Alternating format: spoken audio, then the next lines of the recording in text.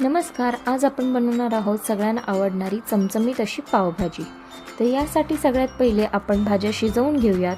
पण भाज्या शिजवताना त्यामध्ये पाण्यात थोडंसं मीठ टाकावं, म्हणजे भाज्यांमध्ये ते मीठ अगदी छान मुरलं जातं। कुकरच्या 3 ते 4 शिट्ट्या होऊ द्यायच्या आहेत, म्हणजे भाज्या अगदी मऊसूत शिजतात। पावभाजीसाठी मी वापरलेल्या भाज्यांव्यतिरिक्त तुम्ही तुमच्या आवडीच्या भाज्या देखील वापरू शकता। यानंतर आपण वाटणमध्ये लसूण, टोमॅटो, कांदा, कोथिंबीर आणि आलं वाटून घेऊयात। यांची छान अशी पेस्ट करायची आहे आपल्याला, तुम्ही बघू शकता। आता आपण भाजीला फोडणी देऊन घेऊयात। त्याकरिता आपण तेलामध्ये कढीपत्ता आणि वाटलेलं वाटण टाकून घेऊयात। यानंतर मसाल्यांमध्ये आपण काही सुके मसाले देखील त्यात ॲड करणार आहोत, जसं की हिंग, हळद, धना पावडर, कांदा लसूण मसाला, तिखट आणि पावभाजी मसाला, मीठ।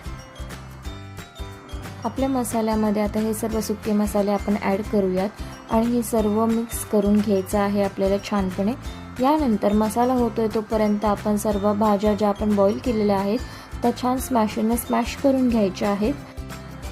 आता तुम्ही बघू शकता आपल्या मसाल्याला छानसं तेल सुटायला सुरुवात झालेली आहे, याचाच अर्थ आपला मसाला छान फ्राय झालेला आहे।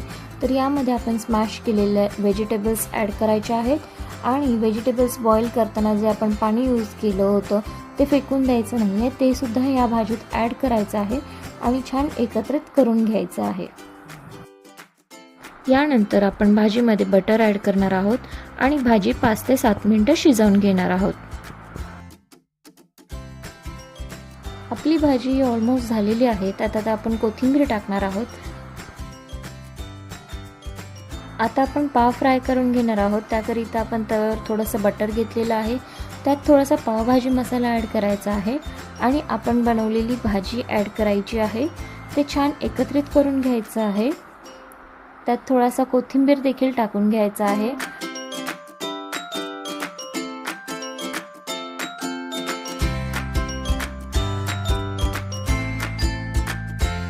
यानंतर हा मसाला मस्तपैकी पावाला लागेल अशा प्रकारे पाव हे शेकून घ्यायचे आहेत।